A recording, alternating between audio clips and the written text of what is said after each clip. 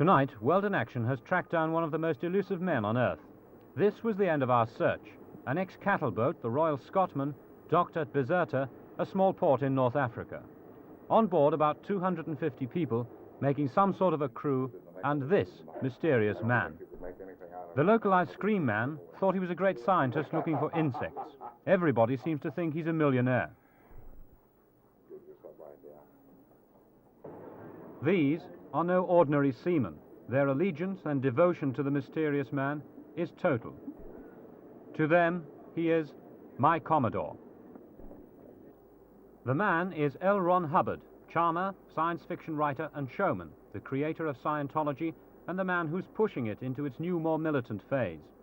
He now requires that his crew must have training in judo and weaponry, and that they must be ethically beyond reproach, tough, formidable, and effective. To them, he's a savior. One of them wrote, "That which I have really found is the nearness to the greatness which is Ron, our founder, to me, above all, my Commodore." To date, shyness has overcome Mr. Hubbard when asked to appear on television. After several weeks of hunting for him with the help of almost every radio station along the Mediterranean and beyond, World in Action at last tracked Hubbard down. Just before dawn on a recent Sunday morning, Hubbard, who finds sleeping difficult, decided at last to speak. He spoke for a long, long time about his money, his beliefs, his critics, and the new authoritarian structure of Scientology. But first he spoke about his troubles with the British government. He put on his hat, he smiled, and he began.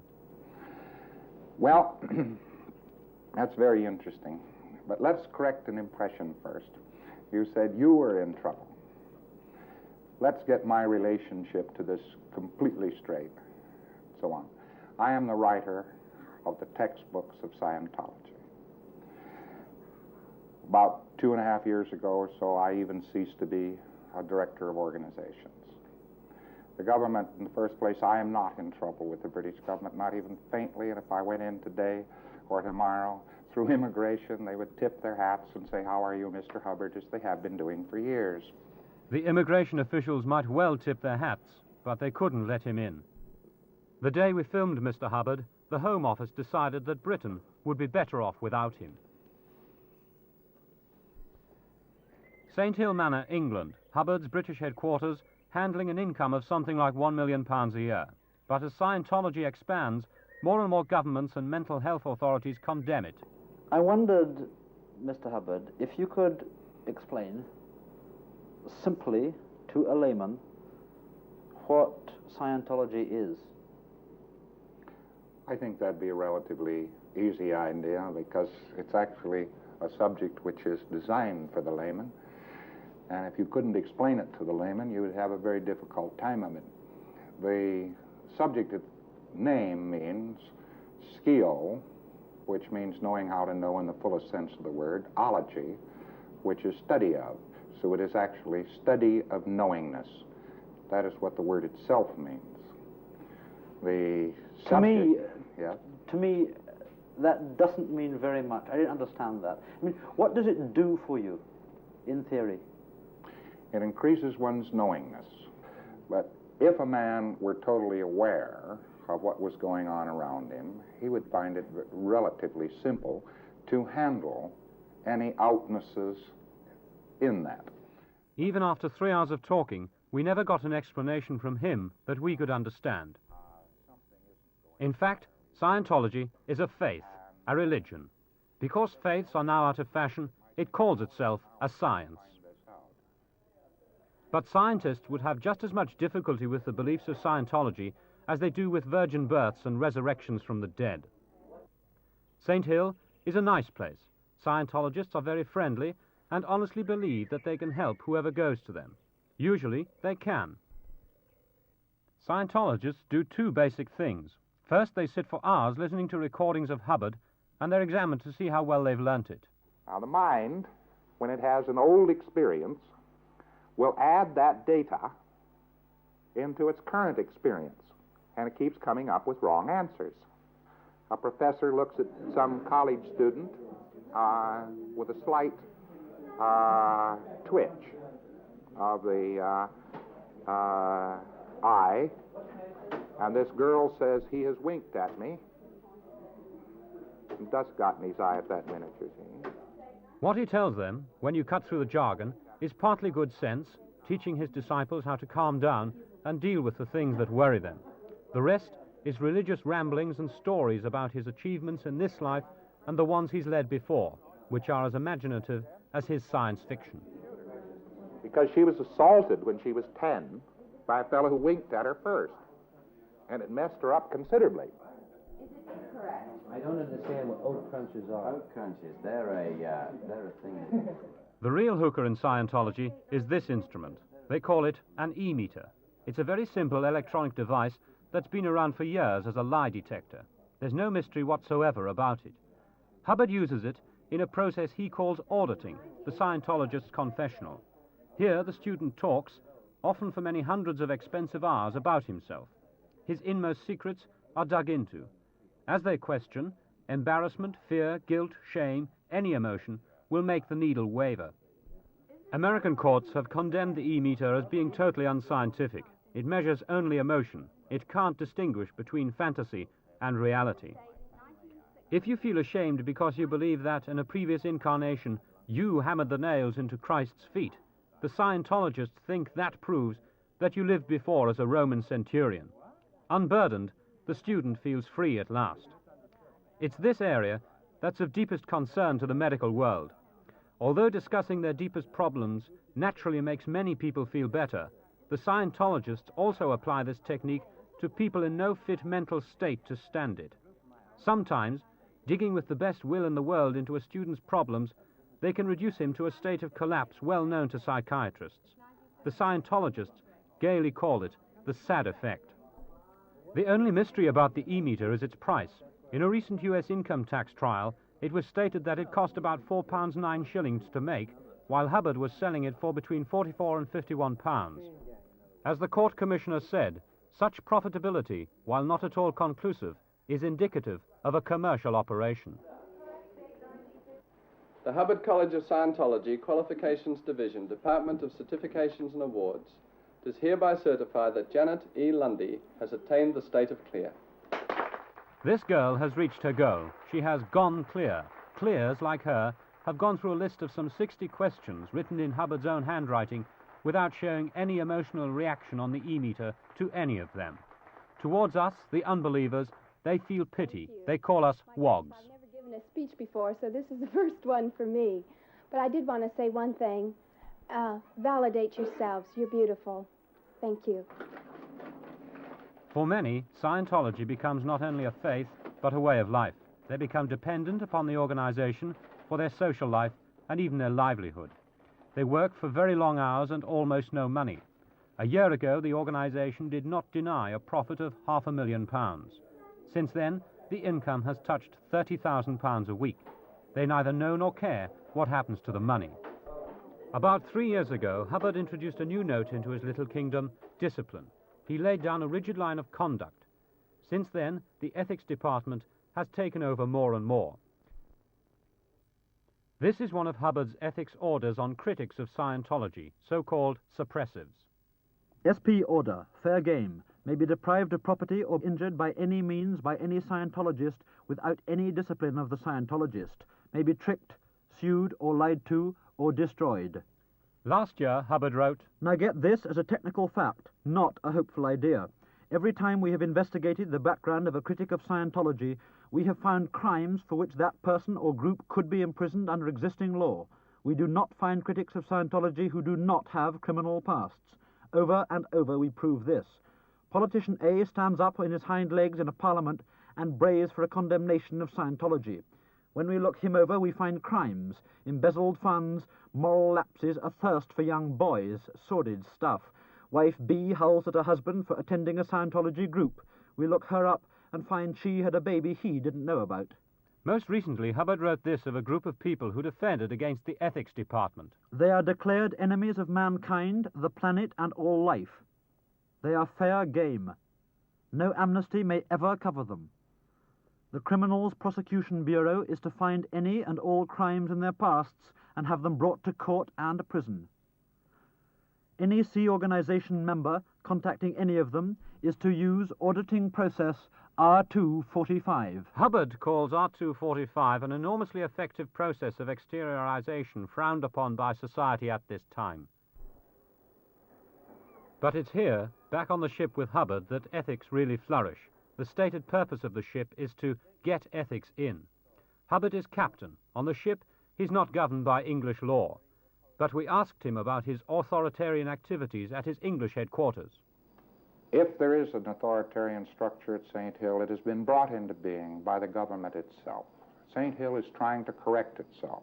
It doesn't know what it's trying to correct because nobody has told it what to correct. We get these odd allegations we used to in the old days, and I'm sure they still do. And all they'd have to do, all Robinson would have to do is say, you fellows mustn't do so-and-so, and you must do so-and-so. And immediately these fellows would straighten out. As it is, but listen, they're trying to prevent Scientologists from doing something wrong, but they don't know what would be wrong. But Britain, we hope, is not an authoritarian place. It does not say to people, you will now stop doing this, you will now start doing that. And that is what your organization does. And some people find that helpful. They're told by you, and I'm sure you can do it very well. Not by me. Not by me. This ship's company right now. They think they're told by you at St. Hill. And they feel that you are a strength for them in that way. Anybody who has inspired a movement would be a strength for them. But let me clarify this very definitely. It is not an authoritarian organization, and the only reason why it is trying desperately to keep itself in some sort of very firm order and so on is because they're trying to correct things. But surely it's authoritarian in its treatment of suppressive people, that kind of thing. I mean, you don't allow criticism. Oh, no, a suppressive person isn't critical. A suppressive person is a person who denies the right of others. But surely you are doing precisely that thing to them by denying them the right to do what they want to do. Perhaps, but if somebody's going to kill a baby, I think you would deny him the right to. This is beside the point. The only reason why any discipline has had to enter the scene, and the government should be very glad of that discipline, is to keep the lunatic fringe and from other people from exploiting this subject and victimizing people with it. If the government were to knock out the control point of Scientology, they would reap the whirlwind. Why do they just fight it and say there's something bad? But they never specify what's bad. They haven't specified. For instance, right now they say we're breaking up marriages. Right, that's a lie. As a matter of fact, they're saying that at the moment when you've got this book, which was just about to go on the press, is How to Save Your Marriage, because it contains thousands of successful marriages. How many times have you been married? How many times have I been married? I've been married twice. And I'm very happily married just now. I have a lovely wife, and I have 4 children. My first wife is dead. What happened to your second wife? I never had a second wife. What Hubbard said happens to be untrue. It's an unimportant detail, but he's had 3 wives. He did have a second wife, Sarah Northrop Hubbard, from whom he was divorced on the 12th of June 1951. He has at least 3 other children.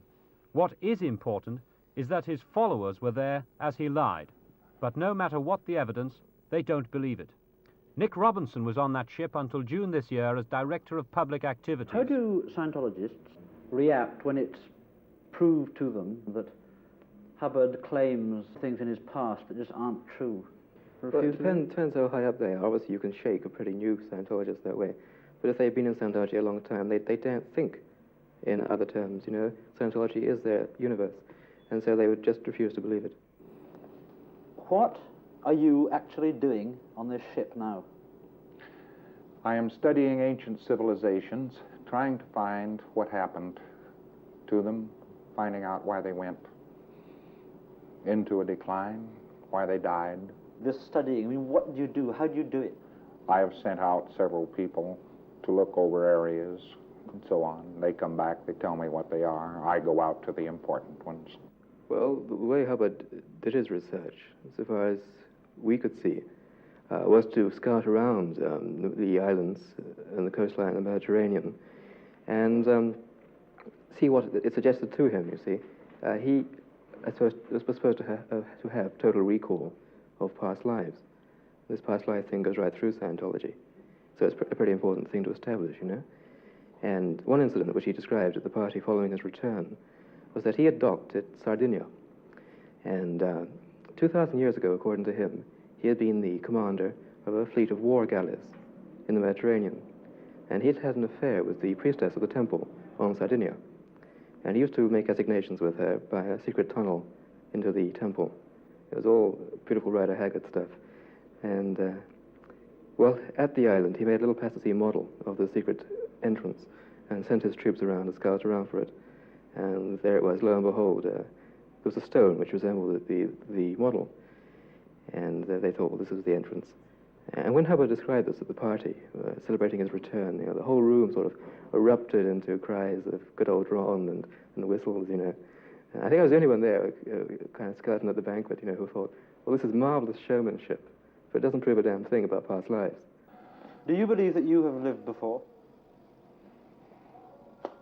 Now, to answer that question would be very unfair. Scientologists believe they've lived before, though, don't they? Oh, yes. As a matter of fact, it's quite interesting that exercises can be conducted which demonstrate conclusively that there are memories which exist prior to this life.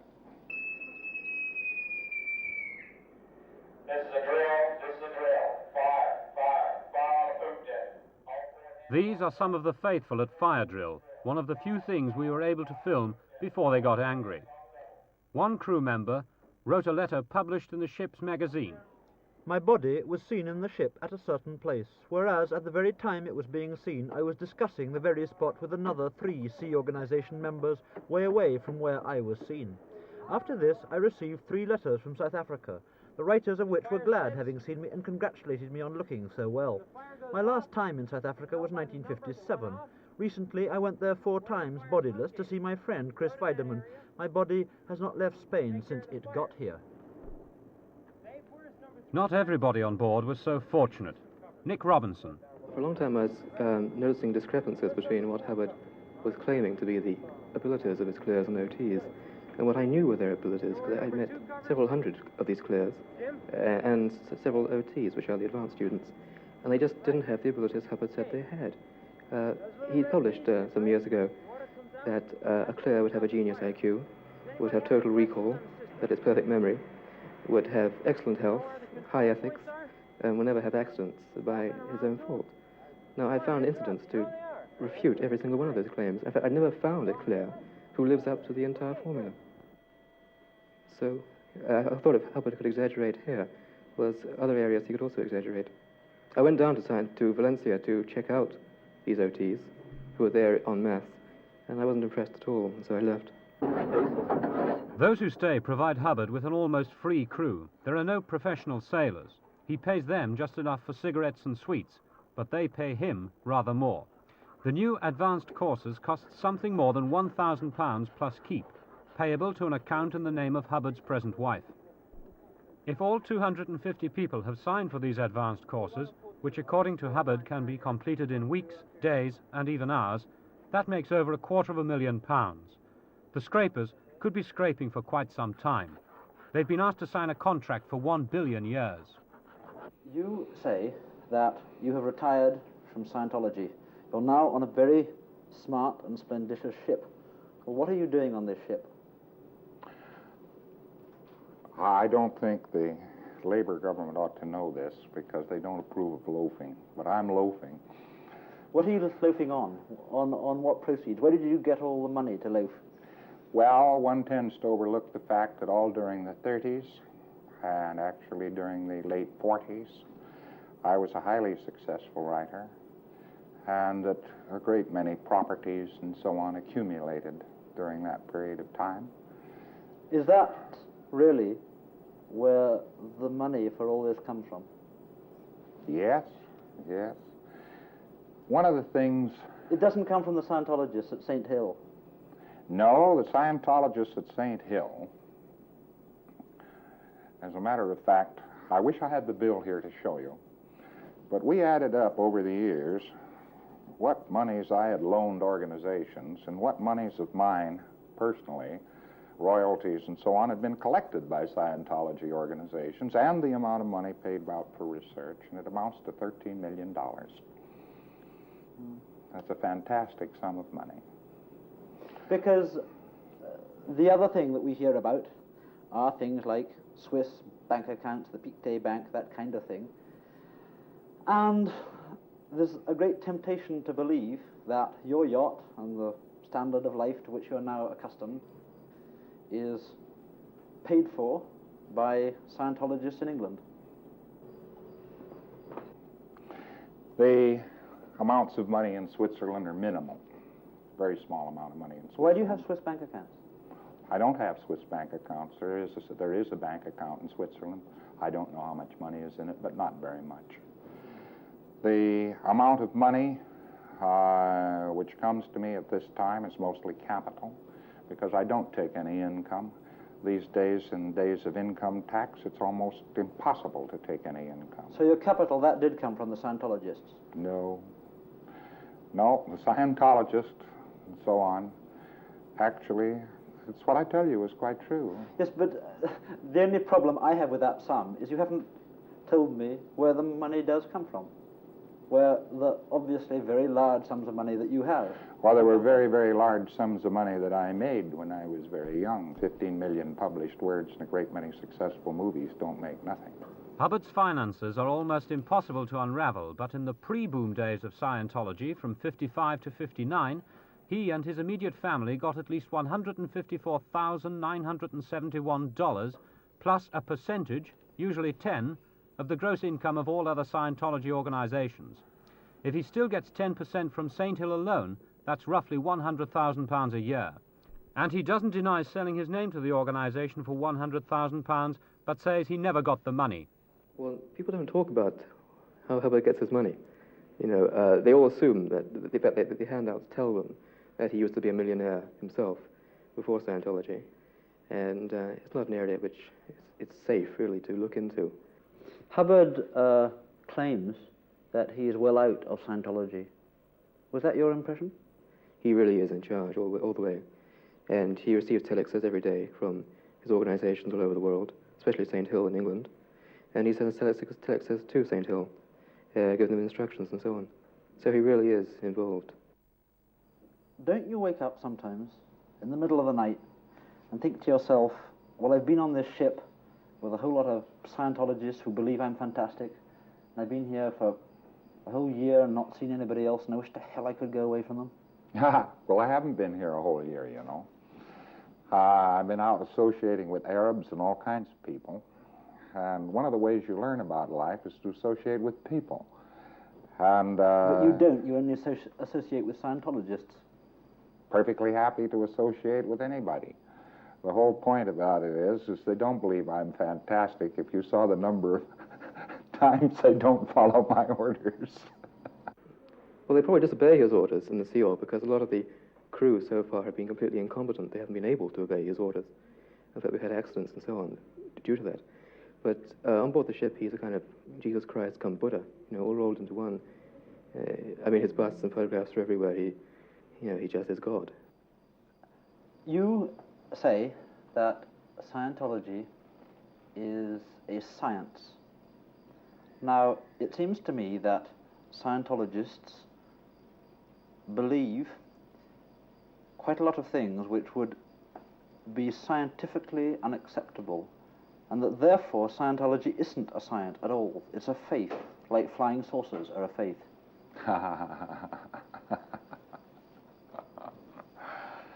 A science is something which is constructed from truth on workable axioms. There are 55 axioms in Scientology which are very demonstrably true. And on these can be constructed a great deal. But there are also a lot of things that aren't true. Not necessarily aren't true, but aren't usual. They found something that works, you know, in a kind of psychological wilderness elsewhere. And they've also been fired with a tremendous ambition, because there's nothing too ambitious for Scientology. They seriously hope to eventually take over the galaxy. You think that you're okay, huh? Well, I don't know that I'm okay any more than anybody else is okay, but I at least live a happy life and a very full one. I have a happy marriage, and my kids are all cheerful, and I'm not, nobody's finding any fault with me personally. Do you ever think that you might be quite mad? Oh, yes. The one man in the world who never believes he's mad is a madman.